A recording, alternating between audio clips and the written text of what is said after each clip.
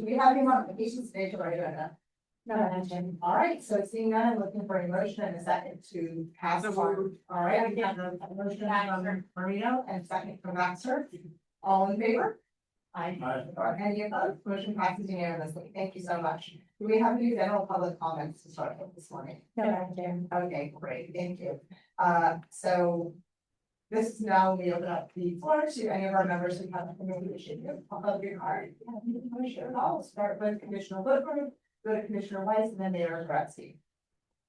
Thank you, Madam Chair. If I could, I would like for my comment for our executive director, Tribal Dean Dick, to give us a quick update on recent developments for state funding that happened a few weeks ago. It's a fluid process. With your permission, to get everybody quality license. Yes, absolutely, and then also we'll have opportunities for other folks who try to help or anyone else who wants to comment for the end of the meeting, but please, yes, sir.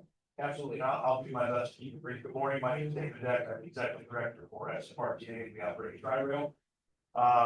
Good news is we just shattered our all-time ridership record, so 2019 done, we're over 4.5 million. That is the good news. Unfortunately, state budget this year changed our financial runway significantly. The budget zeroed out Florida Rail Enterprise as well as taking the dock stand funds, taking them for the transportation funds to the general fund, which greatly reduced the amount of money that FDOT has towards our operation. So it was understood previously that the statutory minimum from FDOT was $42.1 million. That was reinterpreted by FDOT. We disagree. We sent our legal opinions, but FDOT has reinterpreted that minimum at $15 million, and that includes SWAT grants, so it's really about $12.5 million, and then PTC costs. We were expecting, we had actually board approved the JPA with the state this year for $62 million. So that's right off the top, about $40 million less than expected. We've been working with the counties, we've been talking with county administrations. There's a real push. FDOT has told me, and I don't know if it's a secret, they feel the county should be contributing more. They said that FDOT is supportive of Tri-Rail. They want Tri-Rail to be successful. They are able and willing at some point to give more money, but the counties need to help. So that is it's hard to do. And, when I watch the news, I see the county are constrained as well. So that is going to be some long conversations in the coming weeks. We have a meeting on Friday. We'll have a special board workshop next Friday. But really want to make sure we got some of the facts out. I'll be here after the meeting if anybody wants to stop and get some more information, or even just wants to get on the railroad questions. But suffice to say, if we drain our reserves, we can operate Tri-Rail as it stands today for 2 years. But that's every project that we've been saving for and working for, and every improvement that we've been promising, and the rolling stock in the Northern Rail facility puts all those projects at risk. So again, I'll keep it brief, but I'll be here all day if anybody has. Thank you so much. We appreciate you sticking around. I'm sure there'll be lots of questions. And thank you, Commissioner Wood. All right, thank you. So, Commissioner Weiss. Thank you, Chair. I just wanted to share that while I was up in Philadelphia at the NAPA conference, one of the presentations we received was from Broward MPO, and it was in regards to a project pilot that they've done where they created basically a digital twin of Miramar, and they're using it for planning purposes. And to that allows them to then put in changes to development, things like that, and understand how that impacts their traffic, and also to be able, they showed an example of being a transit line and what that did, and it's really very interesting, and I think it would be excellent to have that kind of tools on here. So they said it was developed with a grant that they received, and they plan to make that available to anybody who's interested. Let's say get everything finished up. That's my report. Gosh, going to partner right now, I appreciate it. Moving on, we have Mayor Gretzky and then Commissioner Midway. Yeah, just a quick item, in the FDOT scheduling report, which is not an agenda, but it's informational on the July report, there was a Union Town Road project that was identified for FDOT agency scope review, is target complete 9/18. That was a project that we got legislative support for, survived the governor's veto last year. And I just want to emphasize on the record that the town would like to participate with FDOT to ensure alignment of expectations on what that project is, so. Just want to get that request on the record. Thank you. Thank you, sir. I appreciate it. All right, Commissioner Midway. Thank you, for the record, thank you to Commissioner Woodward for bringing the, announcement on Charterville. So my understanding is, from the state, approximately a $40 million shortfall. What I'm gonna say may bother some people, but I'm gonna say it because it needs to be said. I've been standing outside of Okeechobee, watching an enormous amount of trucks go in and out, on public transportation, trucks into the middle of a protected national forest or reserve that is stated by the state to cost the state $450 million. Estimates are looking like already $600 million a year. So when we talk about in the state shortfall, they managed to build a detention center in the middle of the Everglades in 8 days. I watched some of it happen for $450 million, maybe, or maybe 600 million. And we don't have 40 million for public transportation. Thank you, sir. Next we'll have Commissioner Fox and then Councilmember Guyton and then Baxter. Thank you so much. The city of West Palm Beach put out an RFP a couple months ago for a permanent mobility solution for on-demand and fixed route. So if you're not, so they'll have a program. We should have a decision by next week. So I just wanted to update you about the next meeting to give you all the details about that decision. Thank you. All right, so we have Councilmember Guyton and then Vice Mayor Baxter. I just wanted to record show this credit. Noted, sir. Welcome to the meeting. All right, Vice Mayor Baxter. Thank you, Madam Chair. Question, regarding Tri-Rail. Do we know how many people currently get off Tri-Rail in the downtown West Palm Beach? I have those numbers in my office. I can have it sent over to me and have it take care of the half hour. Would you have an approximate? You said and that 4 million number, was that for the entire year 4.5 million was the entire year, yes, ma'am. of individual users? That's correct. And so of that number, I guess, I'm just curious how many of them are traveling to the downtown area? So it's, West Palm Beach Station is our 4th busiest station. And that, I would say there's probably, this is off the top of my head, 2,000 people a day using that station, off the top of my head. And so, how many stations are there? 19 stations, And it's the 4th busiest, at roughly 2,000 people a day. off the top of my head, yes, ma'am. Thank you. All right, any other comments or questions?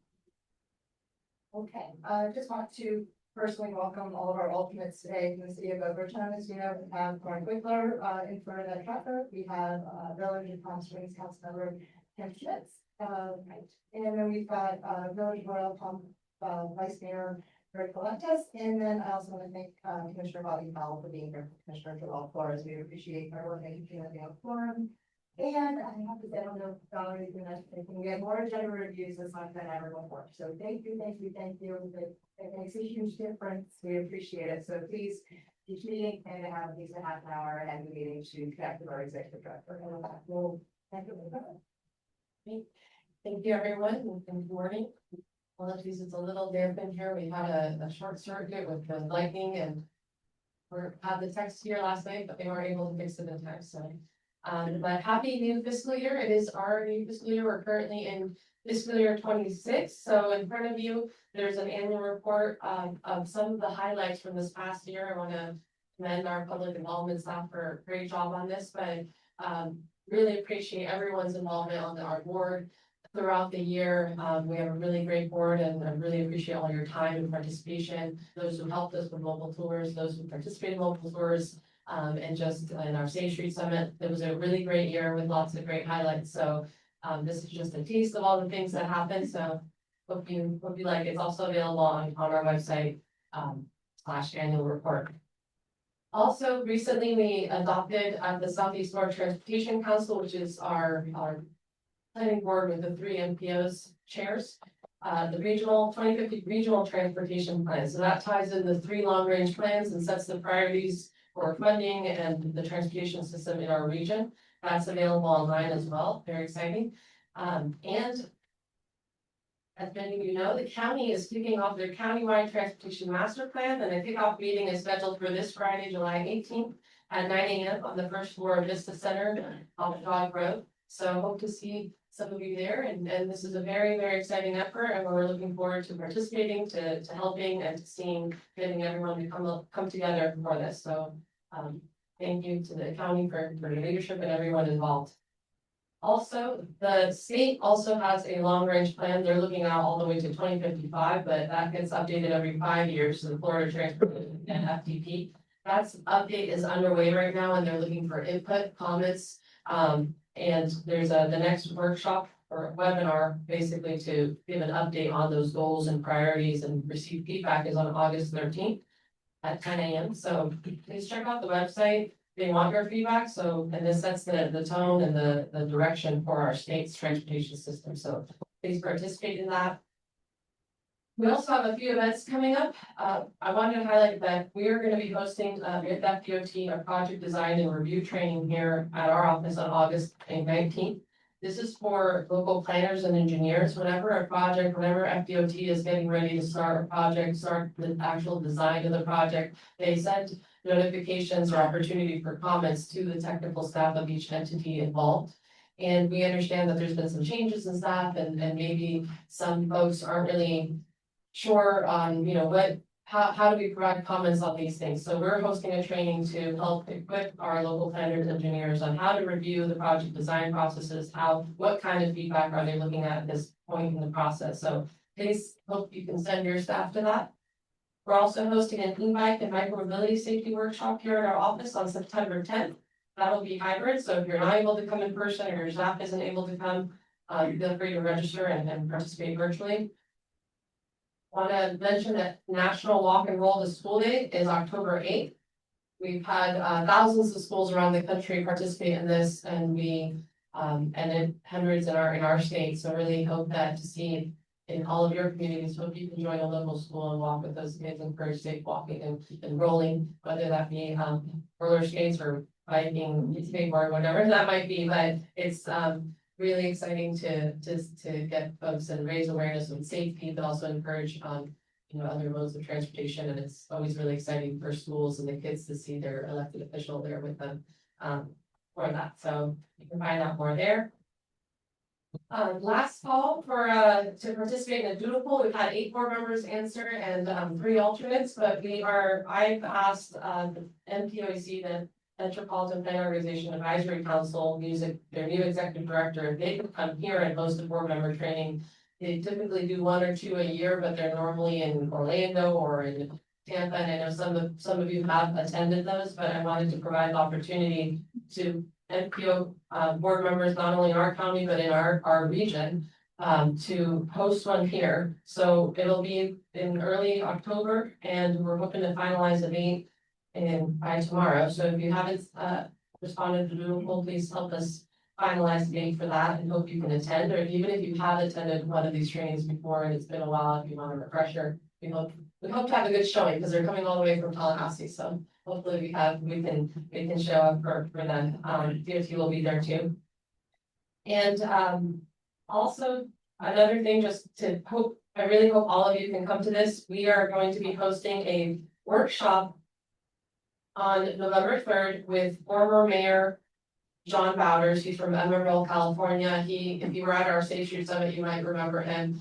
But he's going to be doing a workshop on how to build support for walkable, bikeable communities from concept to implementation, from talking to staff, to elected officials, to stakeholders, to folks that don't want change and whatnot. He does trainings on communication, and this will be a really great training open to anyone who wants to join us, but we're really excited about that. And finally, the next the name's changing a little, West State Street Summit, but it's being hosted by Broward MPO, and it'll be State Road Summit. It's gonna be February 26th, 27th in Fort Lauderdale, so save the date. And all of these events are on our events page. So hope to see you there. Thank you. Excellent, thank you so much. I do see, does anyone else have a comment? I've got, Councilmember Guy, who has a comment, anyone else? Actually, the question, Valerie, you mentioned the master plan of the start, Brian, the event tomorrow, Friday, Yes, and what time does it start? it's at 9 9 o'clock.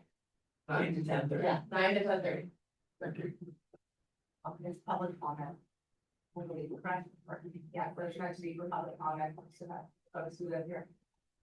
Other commissioners, so they can come later on. Question. All right, anything else? All right, we're gonna go on to our consent agenda. Make a motion, we approve the consent agenda. Okay, can I get a second for, Mayor Mayor? All right, Vice Mayor Baxter, so all in favor? Aye. All right, any opposed? Motion passes unanimously, thank you. All right, let's move on to our action items, guys. We're going to listen to Andrew Euler, our Deputy Director of Programs, presenting on the duration for fiscal year 2027 to 2031 for our list of priority projects. Good morning, sir. Thank you. Good morning, everyone. So this is the list of priority projects for fiscal year 2027 to 2031. Last governing board meeting, we adopted the fiscal year 26 to 2030 transportation improvement program. We're now operating under that new state fiscal year, starting July 1st. There's also a flyer that summarizes what was approved in that document. Ticket flyer is outside of the lobby if you'd like to see it. We have more copies for you. But with this one, so we're always in the cycle of our next transportation improvement program. So this is really kicking that off with that list of priority projects. And I have Ruth advance the slide today. So what is in this list of priority projects? It prioritizes with expected federal and state funding over the next 5 years, our priorities for transportation in the county. We're operating under that current fiscal year 26, as I mentioned. So this is this upcoming 27-31. And then the outer year is what is known as the new 5th year. So that's year number 5. And the reason why we typically focus on this new 5th year is because that's the new outer year that hasn't been in the tip before. And most of the new phases of projects are going to be coming in that new outer years. That's where majority of available revenue sources are there. There are projects throughout that would be advanced depending on funding availability and work program production. So you will see other projects advance, but typically the request is in that new 5th year and it goes from there. And when it comes to what we prioritize specifically, and then what we approve overall in the transportation program, it is focused on the federal and state transportation investments, and it's really focused on the urbanized areas when it comes to the direct prioritization of the TPA's federal funds. And so on the map here shows that urban area, we're part of the Miami-Dade, Broward, and Palm Beach urbanized area, and we receive formal funds based on population from that urban area to invest. There's also portions of the Glades community that are also urbanized areas, which receives formal funds. And then other funding amounts, such as the state funds, can be used on state roads. To get to this point in the process of adoption of a list of priority projects and onward towards transportation improvement program adoption, it really starts with a call for products and product development. So this is guided by our long-range transportation plan, which was recently updated, the Vision 2050 plan. With that, it's set up those priorities, and we look for opportunities to move those priorities into the list of priority projects and ultimately the transportation improvement program. Also going on at the same time is when we have calls for products for some of our competitive applications, such as our transportation alternatives program, which I'll speak more about in a few minutes. Those products are all submitted. They're also vetted, there's peer reviews, concepts that are created, and scope, and so they're all looked at for readiness moving forward for those priority projects.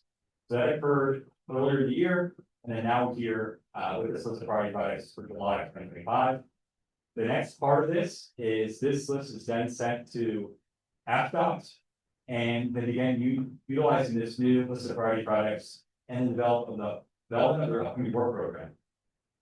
That has to be approved by the state legislature. And so this year, we saw that in December or this past year, and this upcoming one's gonna be October, so it switches every legislative cycle, so this is an earlier year coming up. And so the quick turnaround from priority list to seeing the draft tentative work program in October. So that will be here October to present to you all the draft. Once they receive comments on that draft from the TDA, and then all the other partners throughout the state, they move forward with the final work program. And then that work program serves the basis of transportation. They'll be operating again under that July of next year, we presented the next list of projects. And as a reminder, all the projects in the program really have different levels of basis, depending on their complexity, whether or not they require right of way or not, whether a PD or project development environmental study has to be occurred.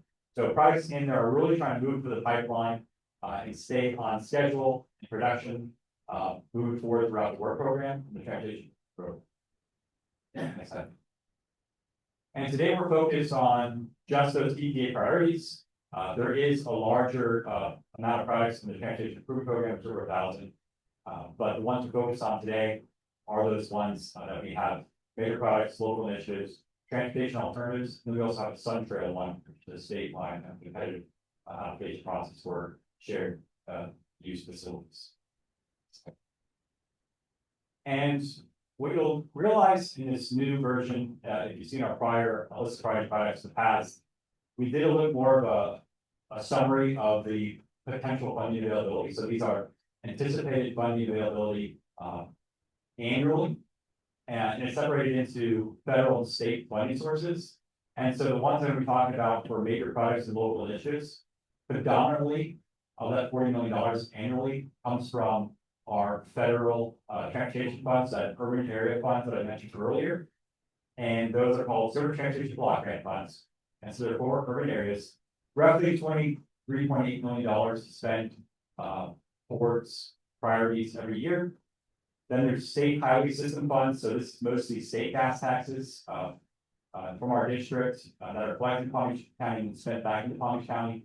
Roughly $16.5 million that we anticipate annually for that. And then transportation alternatives is another federal funding source. It's $5.1 million annually. And that's a combination of our urban area funds that we receive as an MPO, and also the state receives they provide to us. And I wanted to just emphasize here is annual anticipated funding. You just heard Mr. Deck when it comes to some of these state revenue sources that can change quickly over a year's time frame. These are anticipated funding sources out the next few years. We're right now finishing up our last fiscal year of the current federal transportation bill, the IIJA. And so Congress is starting those discussions right now about that next reauthorization transportation bill. So this current one gets us all the way through fiscal year 26, so it ends of September of next year in 26 for the federal fiscal year. And then we'll be operating under a new federal transportation bill. May see changes to how our funding pays out on those federal numbers. Major projects, I'm going to go and talk just highlights about what would be the requests in these, and then also any changes to projects. And you'll see those as underlines in the backup. I won't be discussing any of the other priorities that are in the list, though, in the backup that have not had any changes or requests. So with the major projects, these are ones from the LRTP. They go towards all types of eligibility, safety, reliability, complete streets, transit, technology, resiliency. And the funding sources I just mentioned, both federal and state, the state ones can be used on the state system. And then those non-state ones, the federal and state funds, the federal ones can be used on the state system or off the system. And it's 5-year timeline, so we're typically seeing those in that outer new fifth year of 2030. This requests highlighting the total amounts in the phases for these, again, mostly in the outer new fifth year, unless otherwise noted. The first are two that originated out of our US one multimodal corridor study. That's US one from North Lake to Park Bridge and US one from Dixie to Gregory Road. The first one is land purchasing, second one is safety improvements. So more of a reconstruction project. The next one is US 27 connector and funding the additional PD&E in every year for to finish up the funding for that PD&E. Right now, there's a study underway that's being completed by AFDOT. They're finalizing that study now. They've been doing some more surveys with communities out in the Lakes area. They're wrapping that feasibility study up, and this is that next phase, which is going to be the PD&E. Then there's a series of both Palm Beach County and Boca Raton traffic signals that are requested funds for. These could be signal upgrades, targeting of the infrastructure, smart traffic signals, requesting right-of-way construction for those in the other year. And then we have two safety-related projects on Forest Hill Boulevard and Congress Ave that already have design, and this is funding the construction portion of this. So. And three other highlights of the major projects list. PD Town Road at Central Boulevard, the PD&E has been advanced, and that's going to be occurring, I believe, this year 26. And then the next phase after that would be design. That's a long range estimate design for that of a little over under $1 million. So that is one of those phases where PD&E is occurring here soon. It's a smaller amount of design funds, depending on AFDOT's production schedule. That should be something that could be advanced easily for that phase. Next are additional county signals for design. And then lastly, is one that is a corridor study for the US 27 freight rail corridor. And this is really a partnership between all three counties and the MPOs through the Southeast Florida Transportation Council. And so this one is putting in planning funds. We're requesting state funds in this one, our portion of around $1 million. And then Broward and Miami-Dade would also put money in. And this is for the state to study this corridor or this potential rail connection going from Miami-Dade all the way to Martin County. So it would go up through Broward, come into Palm Beach County on US 27 along it, and then go into the Glades and connect somewhere up there. And then it would go along the existing rail line up to Martin County. So that's one that's in the request for a study. Total request is $40.8 million. And so with these requests, we do try to oversubscribe to the work program, meaning we put in more money than we may anticipate that may be available. That the money does fluctuate year to year, so even past this forward request with other things we could fund. This is the request we have 4 main types. Example of what gets submitted to us and what we're looking at from a staff perspective with the local stakeholders, so your municipalities, your engineers, and planners, and then also with AFDOT. Here's US 1 for North Lake Boulevard at Parker Bridge. With this project, what's submitted, what we review is up-to-date cost estimates, detailed scope. Sometimes we have the typical section or even more detailed design plans. This project specifically is providing a shared use path on both the west and east side of the roadway for 12 feet. Also has bike lanes, designated bike lanes on the facility as well.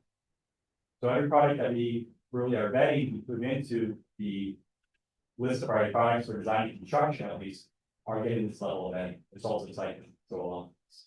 So next program, finishing up one of the competitive application processes we've had in the past, local initiatives. So this was capped at $5 million per project. Goes towards all types of activities. 2 ones to finish the funding on these are Barwick Road, which is requesting additional funds with a change in the project limits. And that's for $1.2 million, 1.3 in this year 27. So that's going to come out here soon for construction. And then flashing yellow arrows for Palm Beach County traffic stations. So that's $3 million. Total request is $4 million. And what those flashing yellow arrows look like, the county's been implementing these throughout the county on their signals, but it allows for additional sort of through movement, especially on the off-peak periods. So these signals, instead of just being a protected left, meaning you have the green arrow, you have the ability to permissive left in that same signal. So during off-peak periods, if there's less traffic coming through, and you have the ability to safely take that left turn with that permissive left, you can. And then during peak periods, there's heavily traffic flow, it would be more that heavy left, you have a safe, fully safe, your turn to go for that. And then lastly, transportation alternatives. This is our non-motorized, infrastructure projects, federal funds that we put towards these. $1.5 million per project. We have $5 million to work with the federal funds. For the federal funds for these, though, these are the unique where they can be used on and off the federal aid eligible system. So it won't be on the federal aid on the roadway. And then with these, since they're smaller scale and our locals are the ones who design these projects, they actually design them in the coming year. And then the construction funds are 3 years out. So we do not allow right-of-way acquisition on these projects. So it's a shorter time frame, shorter amount of funds, and we try to have a lot of these projects moving forward for our communities. So, and so there's new requests which are 3 years out for the next projects. It's this year 29, so $5.5 million total. Our 4 submittals for priority this year. Once. 3 of them are shared use pathways. First one, Northeast 2nd Avenue in Palm Springs. We've got Working Military Trail, and then Kirk Road is also a shared use pathway project. And then we have Northeast 4th Avenue, swing to Northeast 7th Street, and that one is more towards traffic calming and intersection. Next slide. And one more example for you when it comes to what gets submitted when it comes to the Transportation Alternatives Program. So they submitted this to Delray Beach with their application. This originated with a field review, a walk bike audit that the TPA performed with local stakeholders, elected officials, and other staff throughout the county. And with this walk bike audit, among other review, they found a few treatments they could put out in order for traffic calming, for safety improvements. And what was submitted to us for this application included enhanced crosswalks, curb reconstruction, median enhancements, and also closing some gaps in sidewalks. And so all that is vetted with an additional review by APDOT and our partners, and it was submitted by us. So that's sort of what happens with all these projects is we come to these sort of processes. And then we wanted to put up the link for you all. If you guys have walk bike, audits you'd like to have in your communities, we have a great resource on our website about prior walk bike audits, and we'd be happy to have the ones for you. Last slide. So next steps. Check mark here for July Communities and Governing Board. That's going to be submitted to APDOT. Once adopted, they're going to start creating their draft and work program, updating cost estimates for all the projects, looking at new revenue projections. They'll balance that out. They'll present it to you, Governing Board, in October. And then once that receives their comments, they'll be drafting their final work program, and we'll be adopting our TIP on July of next year. So long process, it's a multiple year process for this. But I can take any questions. Let's start. Do you have any public comment on that? No, Madam Chair. All right, Governing Board, which card is up? I've got one up for Mayor Krupski, and then we'll go to Commissioner LeBoy. Just quickly, great job in the presentation. It's fun, you very informative and beneficial to me to hear your presentations. Thank you. Just one item that struck me, and not criticism, I know we're early on, but there was a line item, county and Boca signals and traffic signals that was, I don't know, 16 million, but struck me was half of it was right body. It's gotta be more than signalization, because I wouldn't think signalization needed right away, but they would do that, so I'm going to suspect that's an intersection improvement. But just to, you don't have the answer now if you don't know, but. Sure. I can answer that. So those projects, there's a lot of projects that were submitted by Boca, Lee County, and in the submittals, I don't believe they thought right ways required for all those. APDOT took those submittals and they're the ones administering those. So designs actually start next year on those. So designs start pretty early on all those. What APDOT found was a few of them to meet the EA requirements did require some right-of-way acquisition. That is a pretty large amount of right-of-way acquisition though, but there's parcels that we need to be taken so that you can put new mast arms and still ensure ADA compliance. So I believe that's why a lot of that is occurring. But that level is, the right of way seems pretty high. I haven't gone into the details yet about that level of why for the county. But when they start this design next year, I think they'll be more in details to see if that full amount of right of way is required. But that's what happening. And these projects also include hardening and resiliency, right? Yeah, those mass arms are gonna be a larger base than other types of a signal, so I can see why there's some level of right of way needed there. But they are, as you mentioned, with strategy that they're a large portion of the project. So still looking through that coordinating with the county and Boca with the project. But those are the latest estimates. Yeah, it has to be supported those, I think, that we got even off the intersections, but I suspect we can support the signals, it sounds like it is.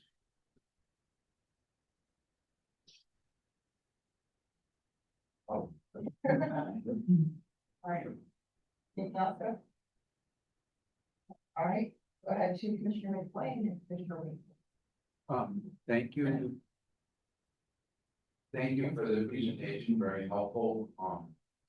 I had been very pleased to see the transportation alternatives in there, you know, something we do regularly, but it's good to see them. There was one, I had two specific questions on the yellow blinking. Do we, or does anybody, I don't know whether this is a national trend to move toward these, and I understand the motivation to increase traffic flow during lower density times, lower traffic. Do we have any statistics or somebody collected them on safety? Because it's quite different to make a turn when you have a clear green, meaning that somebody else has a clear red. To it's blinking and you don't know what the other people are told. It's a good question. I had to defer to the county on that, and I know their engineering website that they do have some additional information on the slashing of arrows and benefits. But we get back to you on those specifically. And safety benefits or trade-offs. Thank you, yeah, I would be interested to hear on that. The other question I had, there was one alternative, one project in there that said Northeast Second Avenue. North, which I think is, I know we have a Second Avenue North in Lake Worth, but it said Lake Worth Road to Congress. Which confused me because Lake Worth Road runs parallel to Second, east-west, Congress runs north. So I was a little confused as to what that project was. If it's what I think it is, maybe some bike safety along that road, I'm all for it. Brian, you're Deputy Director, will answer that question. Second Avenue North curves into Lake Worth Road where it terminates in Palm Springs. And it connects to Congress Avenue on the eastern side. And we did talk to the city of Lake Worth Beach. There was a comment about extending that section further eastward across that avenue, but that obviously takes a little time. So we'll continue that conversation. Okay, thank you.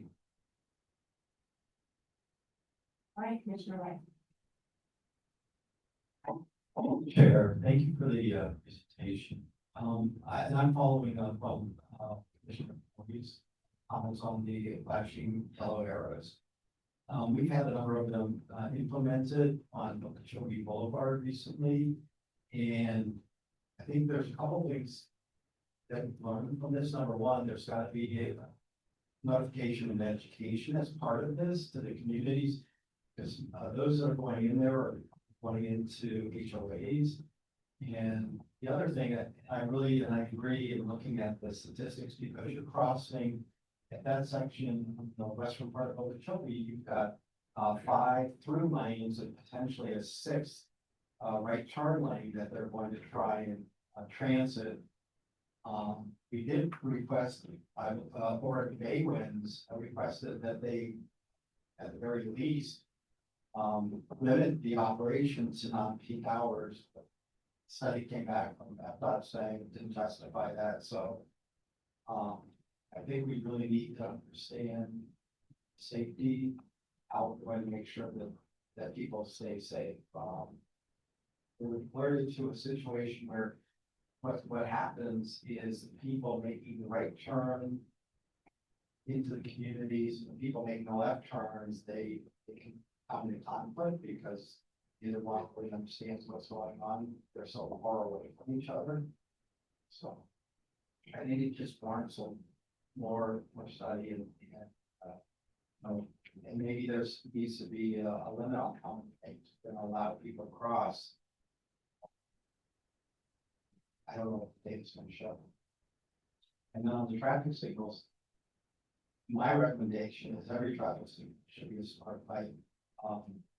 And that's a discussion I guess I have to have with the staff.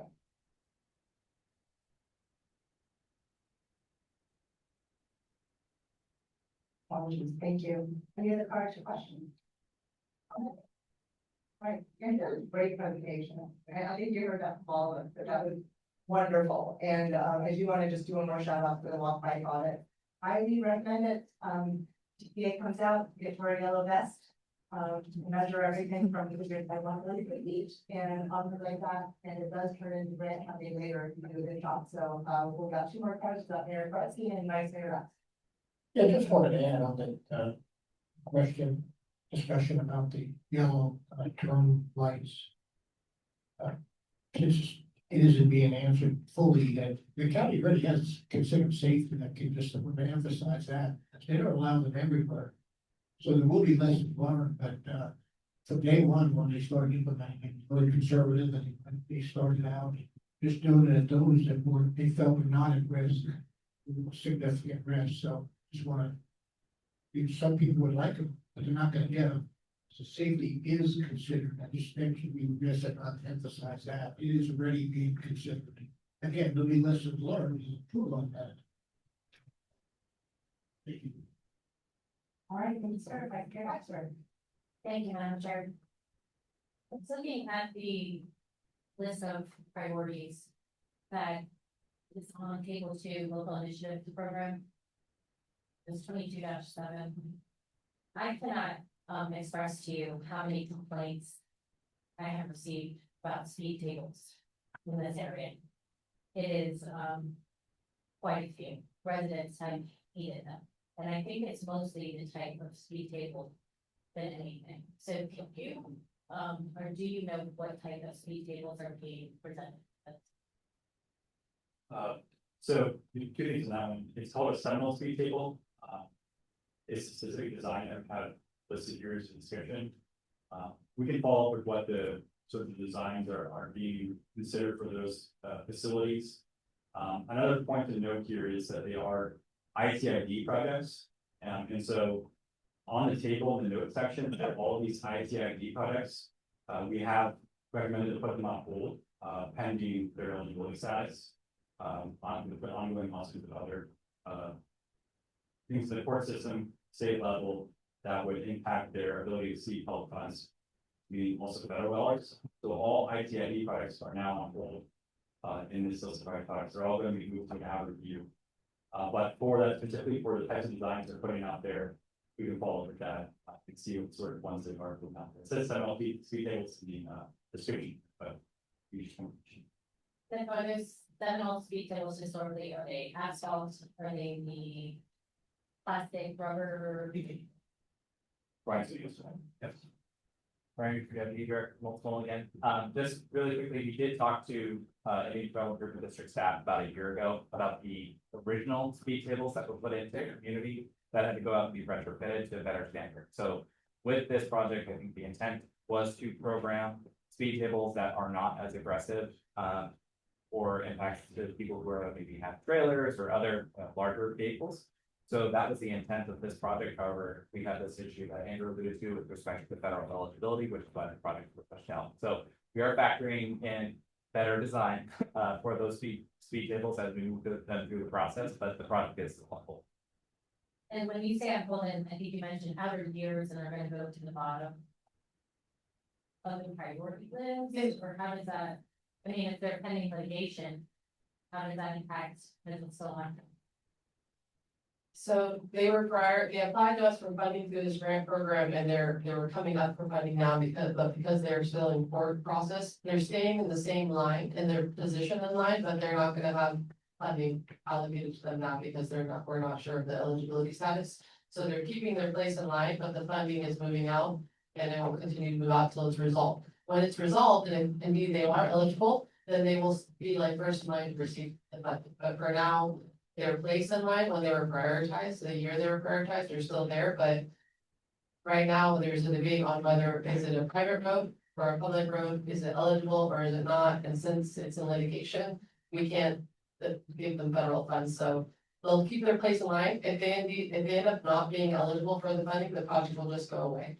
If they are eligible, then in that year, when that gets cleared up, then they would be next in line to receive the funds for what they had applied for. What if the residents don't want?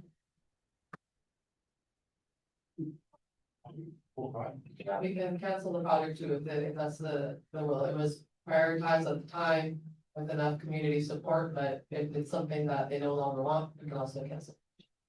And again, I don't think I heard a real clear answer, so the type of speed table would it be constructed of asphalt and not the other product that's out there? It'd have to be asphalt for the reason that, our federal projects are required to be maintained for their life cycle. So we So can't it put would definitely be asphalt, not the rubberized, you know, that would not be allowable with federal. just make. Thank you. Sorry, I didn't clarify that. All right, great. Commissioner Beasley. Thank you, just briefly, thank you to Vice Mayor Baxter for bringing up that issue of speed tables. And I appreciate you mentioning that you're going to look into making them less aggressive. And I would hope that you would also consult with our public safety personnel, fire especially, with regard to the design of those, because I know talking to our fire chief in West Palm and then our chief staff, they pose significant problems, during especially patient transport. When these large, transport rigs go over those humps, it pulls out IVs, it does all sorts of things. So if there's some way of using, you know, rumble strips instead of speed bumps or tables, that might be preferable, but if you can just keep that in mind and speak with public safety personnel, and make sure that we're not compromising, the safety of people that are being transported by fire rescue. Thank you. Good point. All right, Vice Mayor Baxter. Thank you, Chair, and thank you, Commissioner, Peduzzi, because you did remind me of something. So one of the reasons that I've heard for these, let's say rubberized or hard plastic, speed tables was that they were more, conducive to the speed for fire trucks. They're tearing up the vehicles within my area, outside of, but I guess the fire engines are wide enough to kind of straddle what is currently there. But the problem is the police vehicles are not. So you get one for the other. You're now trying to solve the fire truck issue.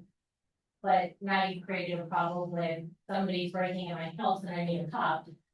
And they can't get there that fast. Or, you know, so this is becoming a rather issue because they have placed these, I don't even know if they're supposed to be permanent, they seem temporary speed bumps, like it feels like every 4 to 5 blocks. And so just keeping that in mind with moving forward, just because we've alleviated potentially the fire truck issue with one type, we've created a whole nother issue for police response vehicles that aren't just like a normal way. So thank you again for bringing that up. Great, thank you all so much. Any other comments, public comment? No. All right, with that, I am seeking a motion to approve fiscal year 2027 to 2031 list of priority projects. So we all go, we have Mayor Marino for our motion. Need a second, please. All right, second from Commissioner Guidon, all in favor? Aye. Any opposed? Motion passes unanimously. Sorry. Oh, no, I apologize. Let's do a roll call vote. Thank you.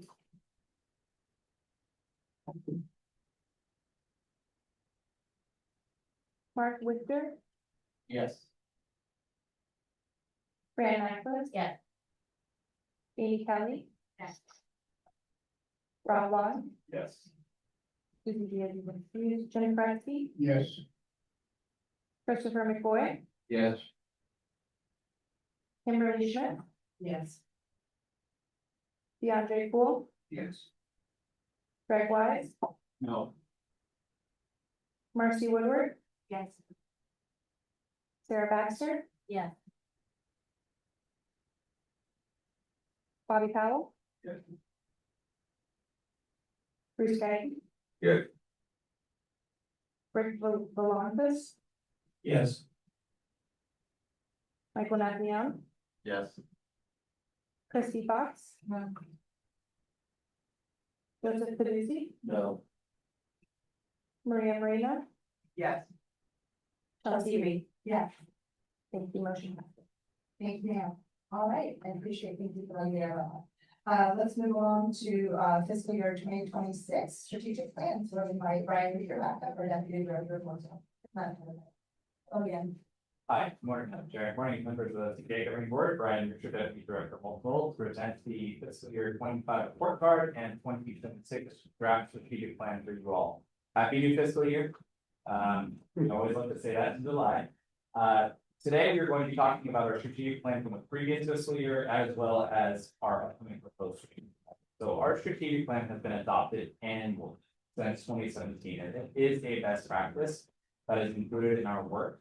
We attempt to really go above and beyond what's minimally required from our UPWP and focus our work effort over the next year through a strategic plan. So what you will see in this document is that this is our major agency work focus from 2020 coming up, what we've accomplished in 2025. We're seeking your approval for the 2026 strategic plan. Each goal that you'll see from these generally has about 3 targets that we track. So let's dive into fiscal year 2025. Sorry, slide please.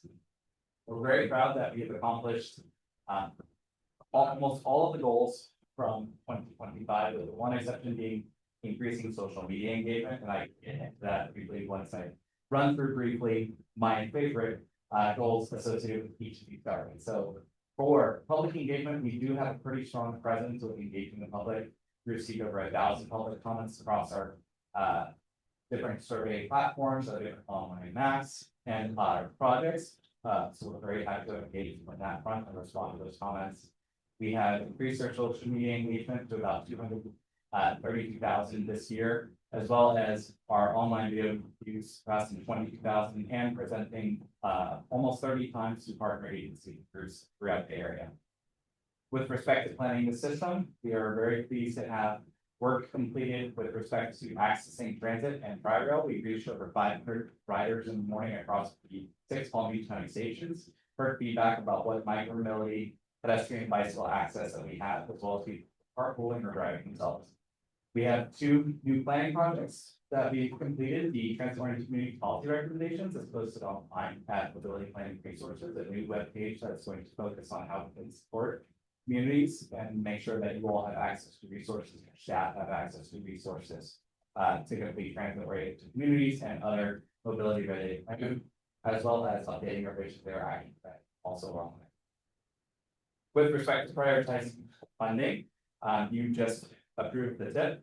Last month, you saw the list of priority projects. You could see how that was, the structure was revised, by a little bit more color coding, a little bit more information about how the LPD structure is provided. Really excited about that process, and we'll have a continuity goal that will be carried forward into 2026. And on top of that, we've also been very strong in supporting our applicants to discretionary grant programs, supporting 12 over the last fiscal year. With respect to implementing projects, really proud to have provided major project assistance across the community with projects identified for upcoming complete streets improvements. So these are projects we know about that are coming up in your capital improvement plans. We work with your agencies to ensure that they have some elements identified in them that are safety oriented, that are streets oriented, as well as supporting projects through planning processes in your local communities with project identification, and then helping them back end to submit grant applications as well. For collaborate with partners, I think for those of you who are all at the Safe Street Summit, thank you for attending. We're very proud to have hosted that summit. It was a record-breaking summit in terms of hosting participation. You couldn't get a seat to anything at the Safe Street Summit, leading the conference, so we were totally sold out. We're happy to be building off the success of that was with some fun events this year, as well as completing our mobile tours and site visits with the board. Lastly, for administration of the agency, we provided 67 training opportunities across the TPA Governing Board and the TPA staff. So we're proud to have accomplished all of those elements with respect to engaging the public. We had 232,000 people reached in Palm Beach County. We did stretch our goal from previously receiving over 300,000 comments in previous fiscal years. So we put a little bit of a higher emphasis on the goal this year to try to reach that. We didn't quite hit the mark, but if you all like take a phone to get the content of the past year, maybe what we have on our social media, we could maybe reach that target across the board committees. But that's still an ongoing effort that we have planned. With that, I'd like to jump into the fiscal year 26 strategic plan, our draft goals. So if you could please hit the next slide. And again, I'm just going to do my favorite one of these. I'm not going to go into the details of each action, but for this one in particular, we're going to be focusing on developing a 5E education toolkit. So that's really focusing on a concentrated transportation planning effort, providing you all as communities and your community staff the ability to look at what do we need to do to educate, what do I need to do to encourage people, engineer, and encourage how we use the system. So that toolkit will be used for both public practitioners as well as private. This will learn more about transportation planning, as well as developing online tutorials. So we'll have the other TPA dashboard. You're all probably familiar with at least one, whether it be our transportation improvement plan tool, our new TPA crash dashboard. We're going to be recording very short videos on how to use that information so that we can educate people on how to interact with the TPA better. For planning the system, we're going to continue our integrated community strategy and policy that we developed last year, and create an implementation framework for communities to use and evaluate. The 561 network is obviously our transit vision that's adopted long-range transportation plan. It has to work with communities and it has to work across communities.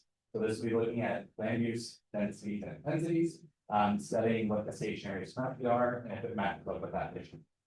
We're also going to be completing 2 studies, one of which we're looking to study safety study for pedestrian bicycle safety. The last time we did an effort like this was around 2014. So we're happy to be refreshing that, as Michael really has pretty much changed the game locally and nationally, as well as the Safe Routes to School Action Plan. We feel that there are conditions out there that we can improve, especially around schools, and we want to focus on that this year. Be analyzing every elementary school in Palm Beach County. We would probably also do an analysis for middle and high school, which will prioritize giving us a better understanding of what we do around schools in partnership with cities and county and school districts. So we're really proud of that in our strategic plan this year. Next slide. For goal number 3, as I mentioned before, we had a continuity goal from the list of priority projects last year and the list long-range transportation plan. So for what we are going to continue with that effort this year, is a annualized haul of projects. We received 13,000 projects in the LRTP. We want to get those projects funded and work with their communities to get their scopes developed, fine. So what we will do is every October, we are going to call for a project update for the communities. We're going to see what your local priorities have become. If a project has made its way into the transportation or capital improvement plan, we're going to work with your team to try to identify funding that might be available from the TPA or other construction grants to get a work program ready. So we have developed a process where the LOPP, list priority projects, the long-range transportation plan, and our annual funding call all align together as one kind of seamless funding stream. In addition to that, we'll also be working to track discretionary grants, supporting them throughout the fiscal year, and conducting a rail crossing safety assessment. We've already engaged with FDOT about how we partner with them on that effort. So we're really excited to getting that out soon. With respect to implementing the projects, we're going to continue the previous goals of incorporating complete streets and safety improvements into new road resurfacing or other reconstruction projects, as well as supporting municipalities. We're really proud to have the congestion management plan that we'll be focusing on updating this year. The reason that we would like to focus on updating the congestion management plan is because our partners at the Department of Transportation are actively working on a transportation systems management and operations plan update for themselves. That for the set of signals, the capacity improvements that they need to do. So we're going to update our what's called our CMP to align with that DSMO plan. Next slide. We're wrapping up here, so for collaborating with partners, we're very proud to be continuing to work on local studies, as well as continuing our mobile tours and site visits. Obviously, there's a very strong agency partnerships that we have with local transit operators from cities, highlight their infrastructure and their operations. But in addition to that, we'll also be hosting what's called a big bike workshop, which is a follow-up to our bike immersion trip that many of the governing board members participated in. That big bike workshop will highlight how the Dutch do now design and vision for us in January of 2026. So look for more information about that later. With respect to administering the agency, you're going to continue to offer our training opportunities, continue to produce and provide a strategic plan and annual report. And lastly, streamline some standard operating procedures. Obviously, last year we focused on providing a succession plan for our agency staff. So this will be in addition to that and provide additional methods and methodologies for them to help they doing their work in addition to that succession plan. With that, I'd like to seek a motion for adoption of the 2026. Moving up. And for, do you have any public comments? No, Madam Chair. We do have a couple of cards that we've got there, but one card, there's there's a few items. Yeah, just two items, and as, since this is already on this motion or not, I expect it's not, nothing to be changed, but that's, I still want to say what I want to say. First of all, prioritize funding. Homeowner, when we say on C, conduct rail crossing safety assessment, it's not limited to roadway crossings, because, you know, certainly in North County, it's a concern, quite like you go up to 109 mile an hour, 79 south, and when you get up to 79 mile an hour, 109 mile an hour train, you're not gonna survive, but the point is, I think crossings, particularly, the road crossings, are no less worry about it. I've been an FRA for several years and never did a lot to get that safe between some of the crossings, and it is a happen supposedly beginning next year, but I just want to make sure, look, if we brace it to zero, can't be denial about risk between the roadway crossings, pedestrians and cross nonetheless, so I just want to emphasize that. Personal value, and then, you know, plan system, then very recent, we have county commissioners here. I do think on planning the system, that one thing that's been missing is traffic signalization timing improvements. It's something we're missing, and most of the county is the traffic system signalization is done by the county. We're grateful for that, and a couple of our cities have their own. But it adds to a dimension of confusion, and there isn't as much participation as maybe I think there ought to be, because I think this could be low hanging fruit. But, and why bring it up as TPA is all state roadways. Based on state roadways, anybody that has a state roadway that is a major corridor that could use traffic signalization timing, it ought to be a priority to at least think about it. And we haven't been, you know, in fairness, they're kind of pick and choose, just comes up. Just look, we had, we know the out year and they focus got some, why? Because they're managing that, right? The rest of the municipalities aren't. And I'm not complaining, but I just think a higher priority should be put to that. And it also comes to mind because as we look at this county transportation plan, and we know that 1 year our goal is due, because we want to make sure we're identifying everything that's needed.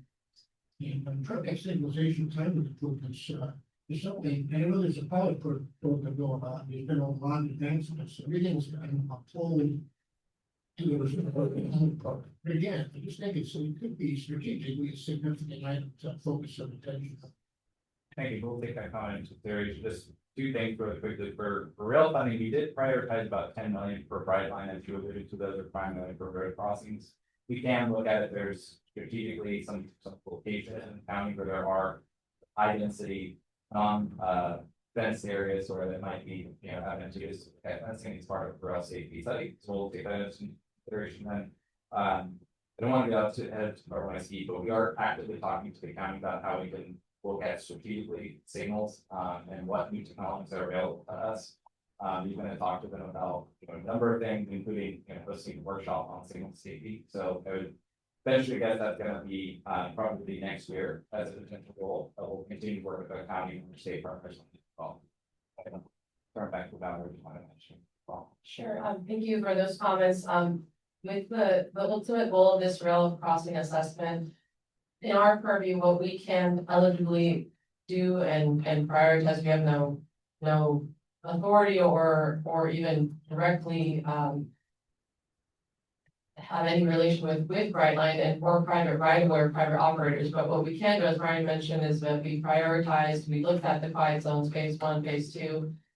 We funded, we can prioritize federal highway administration funds in the public right of way, working with local cities, with county. So taking that next step after phase 1 was completed, phase 2 is still underway, being completed in Northern County from West Palm to Northern County line. Those things are still underway, but we want to go back and take another look. Broward actually did this recently. Broward MPO did it with, and they prioritized 5 locations at crossings where additional improvements could be made. So looking at, are these things working and where are they working and where are we having the most issues? I agree, it's a huge issue and a huge safety concern entirely as a whole corridor and other crossings and fencing. Unfortunately, that's not under our purview. But I know that we're working with FDOT, we're working, again, we don't have any say over Brightline, but that it is something that the state, our federal partners, Federal Railway Association, others are looking at. For the purposes of this, our goal will ultimately be, can we prioritize within our purview additional improvements similar to what's gonna be moving forward in Broward at some of these public roadway, railway crossings.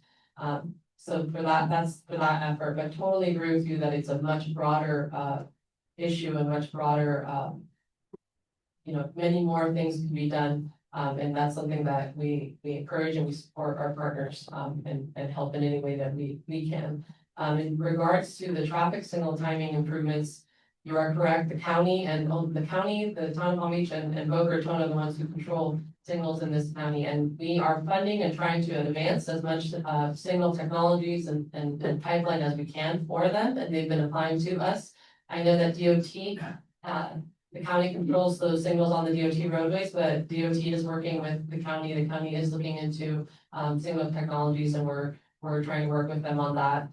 We prioritized also some transit signal priority for some of our premium transit corridors, the highest transit ridership corridors. So that's something the county is working with Palmtran to implement as well. But totally agree with your comments, valid, and those are things that we're working with our partners on.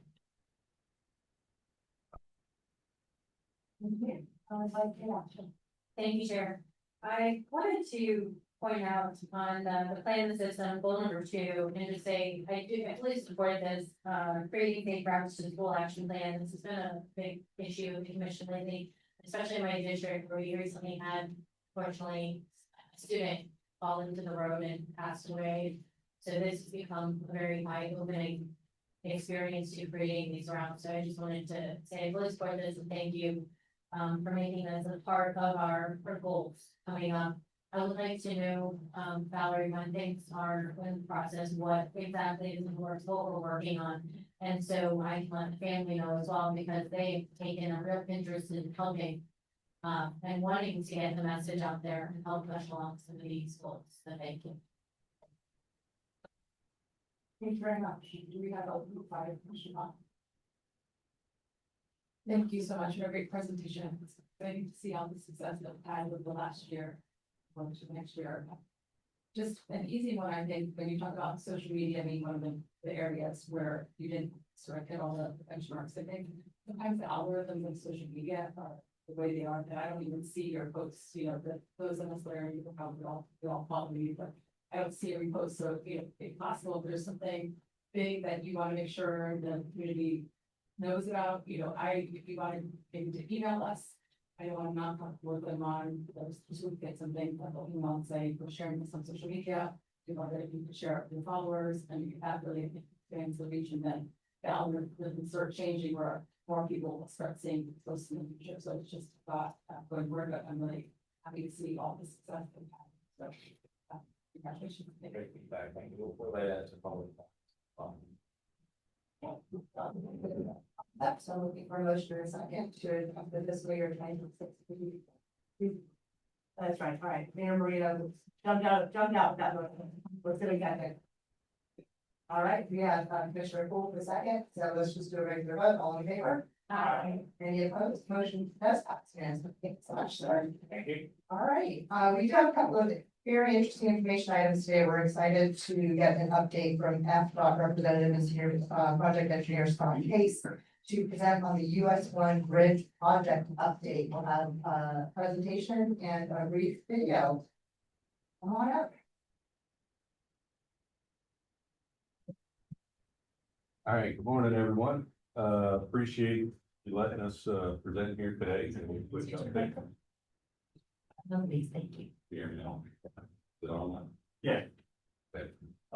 Appreciate everyone giving us a chance to present here today, give you an update on our small little project that we heard. For those of you, just to give you a reminder about the project, the $122 million bridge replacement project is a movable structure. The purpose of the project was to bring the bridge up to code, to raise the bridge about 17 feet from where it was, to decrease the amount of openings by about 45%. Take the channel that is in the middle from the pier, widen that out from 90 feet to 120 feet, bring that up to current standards. Take if you remember the existing bridge, there was about 19 piers that were on the existing structure. Now there's only 4, so that improves the water quality and the flow of the water through the channel. We have drainage improvements where the water on the existing bridge was draining down, and the water is draining off the bridge down into a detention system that treats the water before it enters back into river or the coastal. We have some other major improvements, safety improvements that got added since the time the bridge was left, where they put in LiDAR detection system too. So what that is, it's a sensor, a series of sensors on the bridge and cameras that are pointed at the bridge opening itself. So it will detect any movement on the bridge and will prevent the tender from pressing or removing the locks on the bridge and bridge opening with any movement on the bridge. So those are safety improvements and safeguards on the bridge. Make sure that anyone walking on the bridge is caught while the bridge is in motion. So those are the upgrades that we added after setting up the project. So a lot of good things going on. We have one more improvement underneath. If anyone's been down there by Utiki and 1000 North, is basically connecting that path, that walkway, the boardwalk that's underneath there. So that'll be people that are going dinners on each side, they can walk back and forth and have a nice pleasant evening as there's dinner and nice backdrops in the decorative lighting with also that all that connects into a pedestrian bridge that goes underneath the span for taking in the sunset or anything. You can see the lighthouse being in the background. So all that is part of improvements to the bridge. So it's really going to be, when it's all said done, kind of structure apparently for those gateway entrances to the town. It's been a collaborative effort from the town of Newburgh, Village of West of Palm Beach campaign. This has really been everyone working together to achieve common goal, and I'm so proud to be a part of it.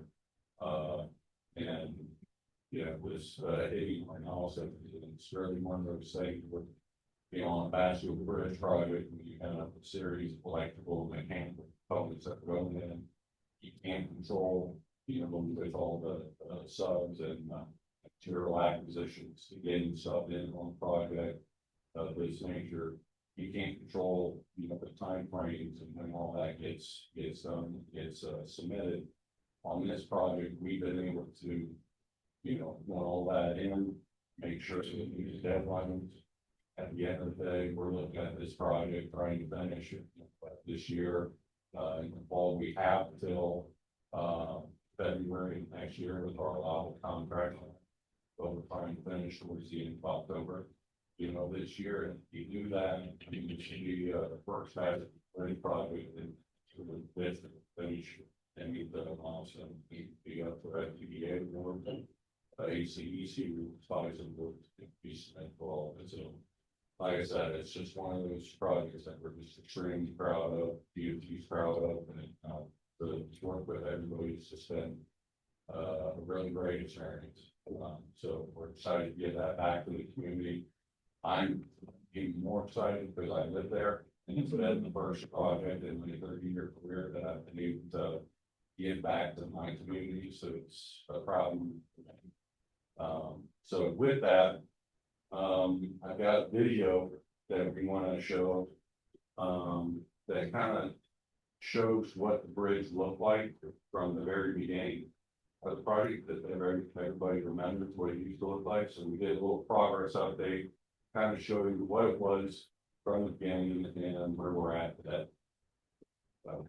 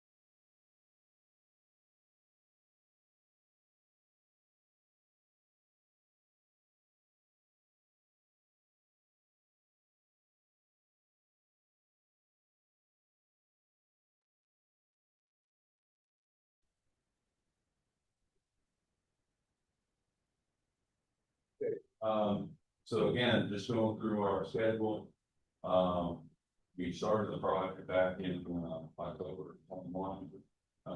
In March of 23 is when we started lead work for the project. We started then on the bridge.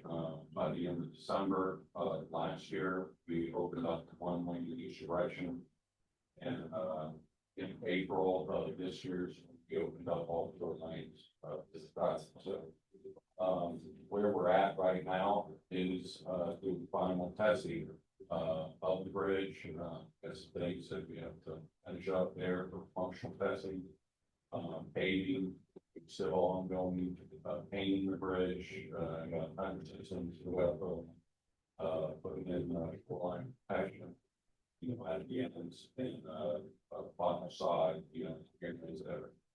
So a lot of things, still to finish, but we're looking, again, we have till February 26th, contract finish this year, in October. So, excellent. Again, just wanted to point out, now the traffic's on the bridge, besides some of these, also here, like the Purple and the Ped Bridge. So I mentioned that crossing that's nice connection with all the restaurants down near 1,000 North DVT. We should have this completed by around September time frame. But that's not up, for that. And it'll be a nice vision to have all that on the pedestrian bridge access, underneath. So that's kind of. And then again at the end, just finishing all the paint, center system, final punch list items and so it's coming, it's been a long project, a lot of things that we had to work through to get where we're at today. But like I said, it's been a great collaborative effort all around.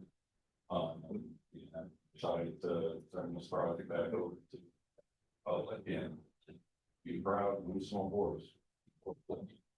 Yeah, I'll open up the questions. Sir, do we have any public comment or questions? No, Madam Chair. All right, so we are part of your address. But I want to be remiss not to make a few quick comments. First of all, there was an incredible amount of what I would call best practices at this project, and we are getting together when it's over to capture that. I realize it's a bigger project, but all those practices put in place on smaller projects would be extremely beneficial. We couldn't be more grateful to FDOT and the team for their efforts throughout. I mean, if you just look at kind of the highlight, there was a sensitivity to the adverse public impacts, and there are. When you shut down a major roadway and construction next to historic structures that could be at risk. I mean, you try to go on and on, but everything was taken into account, planned well, great collaborations, before, probably should have shown the full picture, because the full picture, we had no amenities for public to walk across the bridge or bike across the bridge. Right. And here it is, our way, for those that don't know, Jupiter is celebrating its 100th year as a municipality this year, and its bridge to open. And on, I can't overemphasize the collaboration. Bridge has to be shut down now, once it's open every once in a while, but even then, there's been great collaborations and understanding to limit the timing of those closures to again minimize the impact on the public, even over the weekends and such. So I don't believe that's always happened, but we talk and it happens. And thank you very much. Very, very grateful.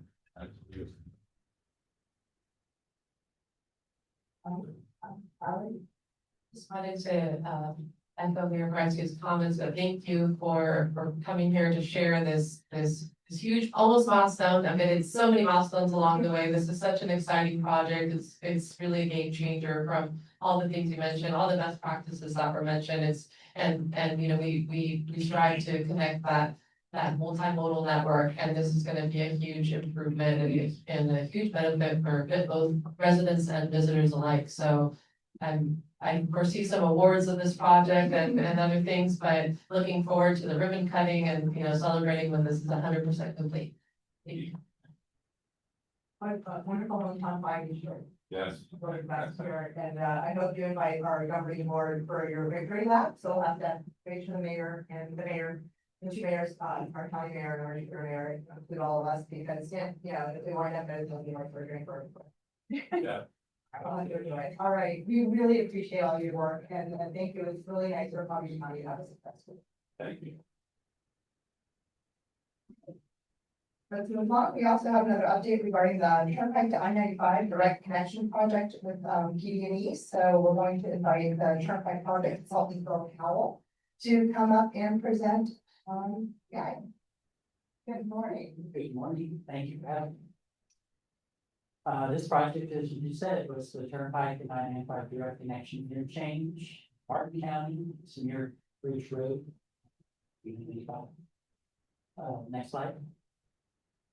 I tended to go pretty fast in these earlier slides, get to the more interesting slides. But the purpose of this outline, and we're in the PE phase, which is the second of the 5 phases of the project development process. Next slide. Mentioned it's in Martin County. Project area extends about 2 miles north and south of Bridge Road along I-95 Turnpike. First need for the project is to improve system linkage, enhance emergency response evacuation, and enhance safety. Next slide. There are several interchanges along I-95 within Martin County, but there's only one interchange on the Turnpike within Martin County and south of Martin Highway. You can tell by the blue and green lines. Our proposed interchange will be approximately halfway between the Martin Highway exit or interchange and Uniontown Road interchange. Right near Bridge Road. Next slide. We looked at 2 alternatives during the study, alternative 1 and alternative 2. And we took those 2 alternatives out of hearing back in July 2024. Based on the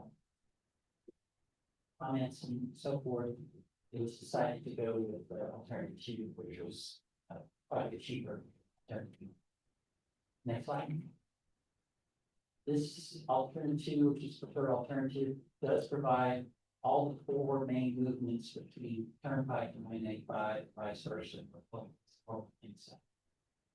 This with this interchange, there are no modifications to the I-95 Bridge Road interchange. Some of the orange shows some of the right-of-way impacts for the main line and the rings. Next slide. Also, at the request of Martin County Fire and Rescue, they asked if they could have access to the Turnpike off of Bridge Road. So we're going to provide emergency vehicle access only to from Bridge Road. See on both sides of the Turnpike, the blue are the emergency access roads, which are gated and smash to a button or something to be able to get you the gate access. Next slide. Now we start getting into more interesting slides. The direct connection interchange itself will handle about, it's projected about 26,400 vehicles per day by year 23. And what that does, it removes cars that are currently having to cross over between Turnpike and I-95, both north and south of this interchange. So, for example, at the West Uniontown Road interchange, it's projected that we would move approximately 15,600 vehicles that would be using the interchange or Turnpike interchange to move down the road.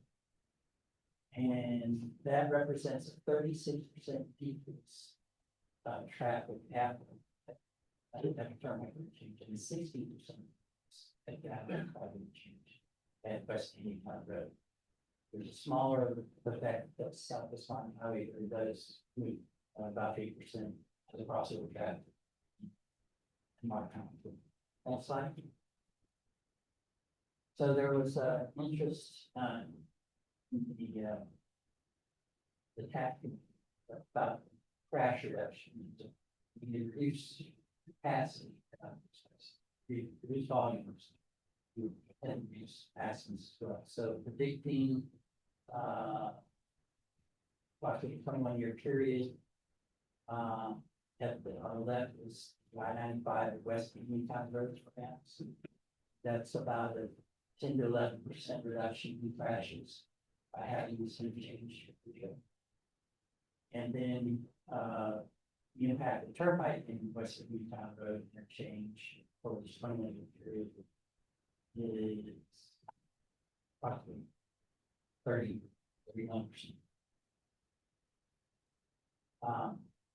We are currently finalizing our documentation and getting that, and that will go on display prior to the public hearing, which we're hoping to hold at the end of October of this year.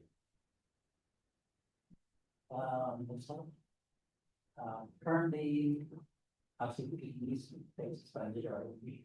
Then we have the design phase is currently unfunded, but it's been posed in the team work program for this 34. Right away phase, construction phase. So, this is the website information at the top. And turnpikes, some project managers, that's their information. Questions? Do we have any public comment? No, Madam Chair. I don't see any cards. Sounds great, needed. Good luck, thank you for keeping us posted, and as you should on PD&E, we do have to come back and get a. Thank you. All right, thank you, sir. Thanks. Thanks for talking to me today. All right, so we'll move right along. We have, do you have any partner agencies that would like to provide an update? Dave, do you want to come back up and do you have anything else or any other questions for, the executive director? Yeah. You're right. We gotta go now. There you go. More than happy to answer some other questions, Vice Mayor Baxter. I lied to you, I did have some of this in my briefcase. Not go over that, what did you like? No, just thank you again for having me up here, and I do wanna, mention that, Tri-Rail, we represent about a lane by 95. David, Bill, I think, probably. Did you, I'm sorry, through the chair. Yes, did you have a more specific number of how many come into downtown? West Palm Beach Station was actually moved up to third in our rankings, and it was just short of 2,000 people a day. It's 685,942 boarding and lightings flashing back in. And I guess more specifically, so you said we have 4 million unique riders We have 4.5 million unique riders. and 2,000, I think, 2,000 individuals every day. Stations are measured differently than ridership. Ridership is a trip going from one place to another, and a station is I'm talking working on about people, are you talking about ridership? We're talking about both. The station is used by people, so stations either, so Palm Beach, West Palm Beach Station simply is about 50,000 more departures a day than the boarders. So for station usage, you got both. I guess I'm trying to, because Mr. Woodward had brought this to our board, so I'm trying to wrap my brain around how, let's say roughly 2,000 people a day are using this. And then we're being asked to spend, I believe it was in the range of roughly 30 million. If the other counties participate, how many people are we gonna serve with these dollars? So I'd like to know, if the state has decided not to give us this money, we really need to take a look at this, because it's come to my attention, historically speaking, when they give money into certain things, then they take it back, it falls on the taxpayers. So I just wanna make sure that these are going to be used effectively and for good purposes, and if not. Absolutely, and I can provide you the numbers for the rest of Palm Beach as well, and I Palm Beach, so. There you go. That'd be amazing, thank you. To follow up on what Vice Mayor Baxter How many stations do we have in Palm Beach? 6 stations. So what we need as a county, we need ridership policy stations. And also what we as a county encounter versus Broward and Miami is that we really don't serve half of the county. That we don't have currently.